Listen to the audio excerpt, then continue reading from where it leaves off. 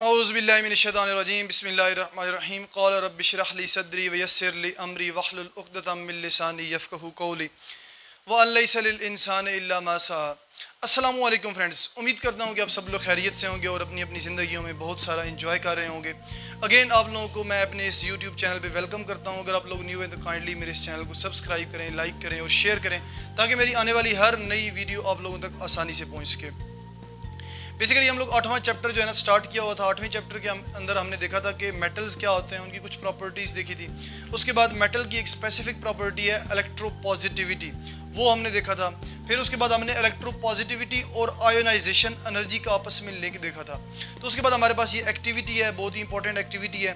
तो इस बेसिकली देखने में जो है ना इसके आंसर बहुत शॉर्ट से हैं, एक एक लाइन का, दो दो लाइन की, या समटाइम एक एक वर्ड का जो है ना आंसर है। लेकिन क्या है कि बहुत इंपॉर्टेंट एक्टिविटी है और पेपर के अंदर जो है ना मस्ट इसमें से एक क्वेश्चन आता है। तो क्वेश्चन देखते हैं। सबसे पहले पहला क्वेश्चन है, what type of elements are metal. कौन से एलिमेंट पीरियोडिक टेबल के अंदर जो है ना एज ए मेटल बिहेव करते हैं। बेसिकली पीरियोडिक टेबल के अंदर आपको पता है कि 110 से 118 जो है ना वो डिफरेंट एलिमेंट हैं। अब जो वो एलिमेंट हैं उनमें से हमें कैसे पता चलेगा कि ये मेटल्स हैं और इनमें से कौन से नॉन मेटल हैं और कौन से मेटलॉइड्स हैं। तो यहाँ पे क्वेश्चन में उन्होंने पूछा कि हम कैसे जो है ना वहाँ पे डिफाइन करेंगे कि कौन से मेटल है इनके अंदर।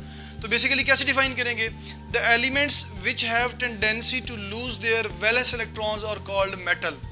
जितने भी एलिमेंट पीरियोडिक टेबल के अंदर जो अपने वैलेंस इलेक्ट्रॉन लूज करते हैं, चाहे वो 1 इलेक्ट्रॉन लूज करते हैं, चाहे वो 2 इलेक्ट्रॉन लूज करते हैं, चाहे वो 3 करते हैं, ठीक है।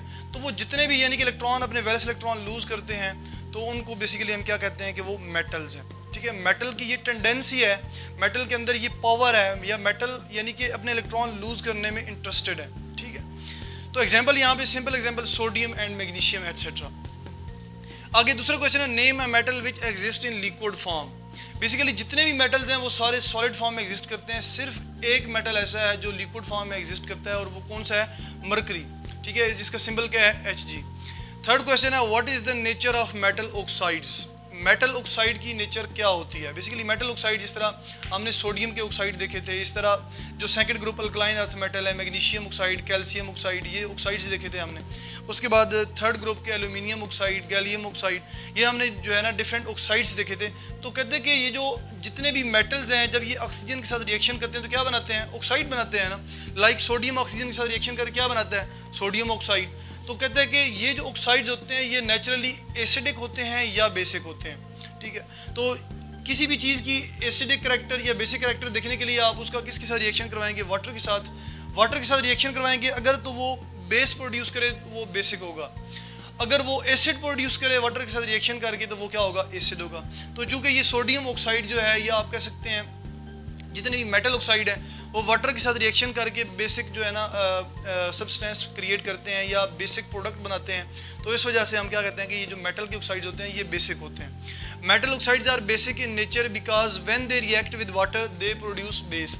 जब भी ये मेटल ऑक्साइड वाटर के साथ रिएक्शन करेंगे तो क्या प्रोड्यूस करेंगे, बेस प्रोड्यूस करेंगे। यहाँ पे एग्जांपल दी गई है, सोडियम ऑक्साइड जब वाटर के साथ रिएक्शन करेगा तो क्या प्रोड्यूस कर रहा है, सोडियम हाइड्रोक्साइड, एक स्ट्रॉन्ग बेस है, ठीक है। आगे फोर्थ क्वेश्चन है, which group of metal is highly reactive. कौन से ग्रुप के मेटल जो हैं वो सबसे ज़्यादा रिएक्टिव हैं।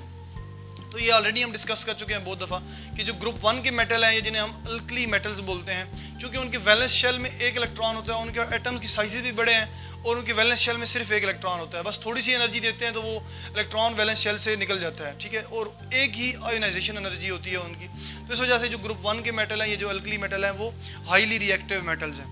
ग्रुप 1 या फिर अल्कली मेटल्स और हाईली रिएक्टिव मेटल।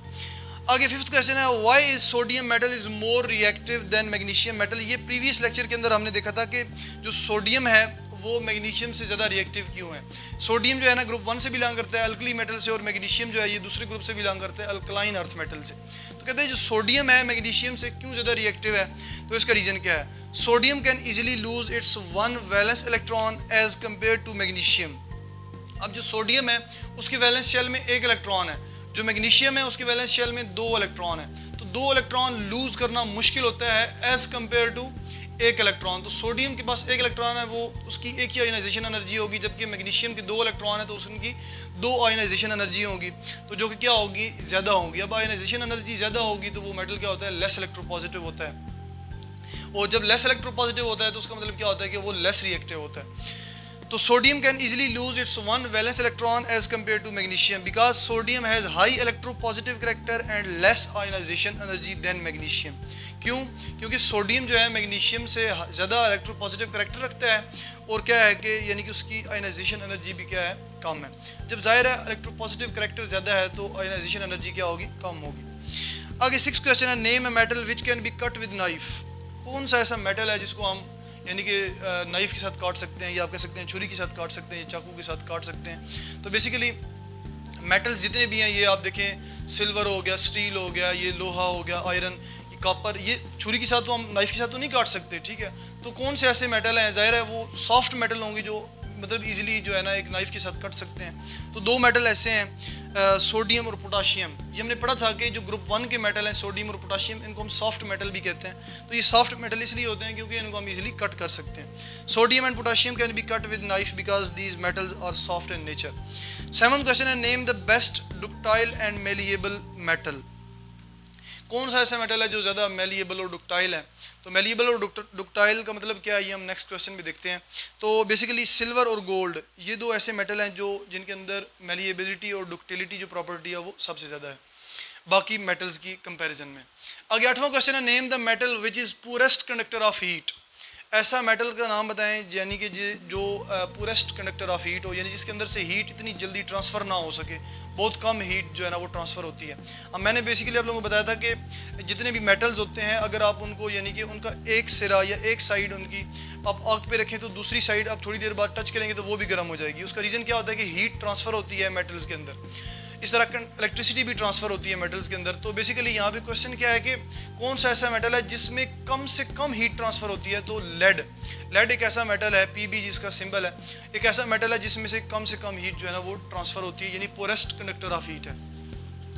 9 क्वेश्चन है, what do you mean by malleable and ductile. Malleability और डक्टिलिटी का मतलब क्या है? मेलिएबल का मतलब क्या होता है कि मेटल्स को आप जो है ना हैमर्ड करें या उनके ऊपर जो है ना हैमर से आप क्या करें कि फोर्स लगाएं तो वो पतली शीट्स के अंदर कन्वर्ट हो जाए। यानी ठीक है, इस बात की समझ आ गई है कि मेटल्स के ऊपर जब आप क्या करें, हैमर्ड करें या आप उनको हैमर से क्या करें, फोर्स लगाएं हैमर से उनके ऊपर, तो वो पतली शीट्स के अंदर कन्वर्ट हो जाएं। और डक्टिलिटी का मतलब ये होता है कि आप जो है ना मेटल्स को ईजीली वायर्स के अंदर ड्रॉन कर सकें, यानी कि उनकी इजीली जो है ना वो छोटी छोटी तारें बना सके, बड़ी तार बनानी हो, छोटी बनानी हो, डिफरेंट साइजेस की आप जो है ना तारें बना सकें उनसे, ठीक है। Malleable means can be hammered into sheets and ductile means can be drawn into wires. तो यहाँ पे कौन से 2 मेटल हैं जो ज़्यादा मेलिएबल और डक्टाइल हैं? एक सिल्वर और दूसरा गोल्ड। तो ये चीज़ मैं ऑलरेडी बता चुका हूँ कि गोल्ड और सिल्वर की जो है ना वो डिफरेंट आप कह सकते हैं जेवरात बनते हैं, क्योंकि जेवरात के अंदर बड़ी छोटी छोटी सी तारें होती हैं, बड़ी छोटी छोटी सी तारों को जो है ना वो टेढ़ा मेढ़ा करके जोड़ा जाता है, उनसे डिज़ाइन बनाए जाते हैं। तो ये बाकी लोहा हो गया, ये कॉपर या निकल, एल्यूमिनियम, ये जो मेटल है इनसे जो है ना ये मतलब कि जेवरात नहीं बनते। उसकी वजह यही है कि वो जो है ना मेलिएबल और डक्टाइल नहीं होते। मेलिएबल और डक्टाइल जो है ना वो सिल्वर और गोल्ड होते हैं, इस वजह से इनकी जेवरात बनते हैं। आगे 10वां क्वेश्चन है, why are alkali metals are more reactive than alkaline earth metal. ये सेम क्वेश्चन इसी क्वेश्चन से है कि सोडियम मेटल ज़्यादा रिएक्टिव क्यों है मैग्नीशियम मेटल से। सेम इसी का आंसर आप यहाँ पे भी लिख सकते हैं कि अल्कली मेटल जो है ना वो अल्कलाइन अर्थ मेटल से ज़्यादा क्यों रिएक्टिव होते हैं। उसका आंसर क्या है, because alkali metals have high electropositive character and less ionisation energy as compare to alkaline earth metal, so alkali metals are more reactive. क्योंकि जो अल्कली मेटल्स होते हैं वो बेसिकली उनका जो है ना इलेक्ट्रोपॉजिटिव करेक्टर वो सबसे ज़्यादा होता है और जिसकी वजह से उनकी आयोनाइजेशन एनर्जी क्या होती है, कम होती है as comparison to alkaline earth metal जो दूसरा ग्रुप है। ग्रुप 1 के मुकाबले में जो ग्रुप 2 है उनका इलेक्ट्रोपॉजिटिव करेक्टर कम होता है और आयोनाइजेशन एनर्जी उनकी क्या होती है, हाई होती है। तो इस वजह से जो जितना ज़्यादा इलेक्ट्रोपॉजिटिव होगा वो उतना ही ज़्यादा रिएक्टिव भी होगा। ठीक है ना, इस चीज़ की समझ आ जाए आप लोगों को।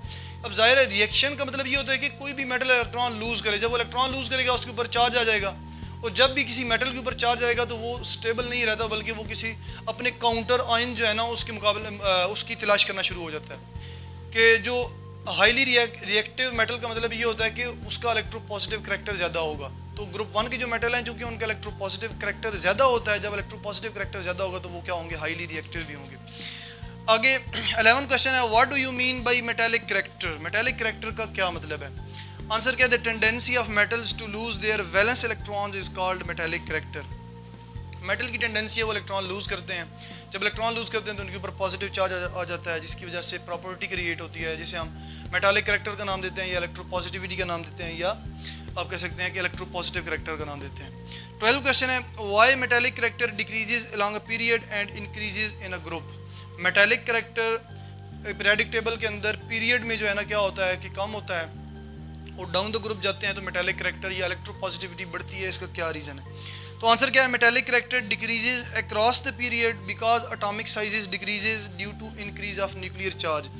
पीरियडिक टेबल के अंदर जब आप down the group along across the period move करते हैं या पीरियड के अंदर देखते हैं, दूसरे पीरियड में आप देख लें, तीसरे में देख लें, एक स्पेसिफिक पीरियड चूज़ करके आप चलें अगर, तो पीरियड में देखें तो जो इलेक्ट्रोपॉजिटिविटी है या मेटालिक करैक्टर ये कम होता जाता है। उसका रीज़न क्या होता है कि एटम की साइजेस जो हैं वो छोटे होते जाते हैं। क्यों? क्योंकि न्यूक्लियर चार्ज बढ़ता जाता है। जब ज़ाहिर है न्यूक्लियस में प्रोटॉन बढ़ेंगे तो इसका मतलब क्या होगा कि न्यूक्लियर चार्ज बढ़ रहा है। न्यूक्लियर चार्ज बढ़ेगा तो जो बाहर वाले इलेक्ट्रॉन होंगे वो टाइटली हेल्ड हो जाएंगे, जिसकी वजह से वहाँ से इलेक्ट्रॉन्स को वैलेंस शेल से निकालना मुश्किल होता जाएगा जैसे जैसे आप अक्रॉस द पीरियड मूव करेंगे। ठीक है, तो इस वजह से आप देखें कि पीरियड के स्टार्ट में मेटल होंगे और पीरियड के एंड पे जो है ना वो टोटली नॉन मेटल होंगे। ठीक है, वो इलेक्ट्रॉन लूज करेंगे ही नहीं। समझ आ गई है? तो आगे जो है, while the metallic character increases down the group because size of atom increases down the group. जबकि metallic character down the group आप मूव करें तो मेटालिक करैक्टर बढ़ता है या इंक्रीज होता है। उसकी वजह यही है कि एटम का साइज़ बड़ा होता जाता है। एटम का साइज़ आपको पता है कि जैसे जैसे बड़ा होगा तो वहाँ पे क्या होगा कि यानी कि वहाँ से बाहर वाली शेल से इलेक्ट्रॉन को निकालना आसान हो जाएगा। तो इस वजह से metallic character down the group increase होगा। ये हमारे पास कुछ क्वेश्चन थे, 12 क्वेश्चन थे, बहुत ही इंपॉर्टेंट क्वेश्चन थे। तो कोशिश कीजिएगा कि हैं भी बहुत आसान, ठीक है, कोई इतनी मुश्किल नहीं है। सिंपल आप लोगों ने जो है ना थोड़ा सा फोकस रख के चलना है, आप लोगों को सारी चीज़ों की समझ आ जानी है। तो उम्मीद करता हूँ कि ये सारी चीज़ें आप लोगों को समझ आ चुकी होंगी। अगर स्टिल किसी का कोई क्वेश्चन हुआ तो कमेंट सेक्शन के अंदर क्वेश्चन करें, मैं इंशाल्लाह रिप्लाई करूँगा।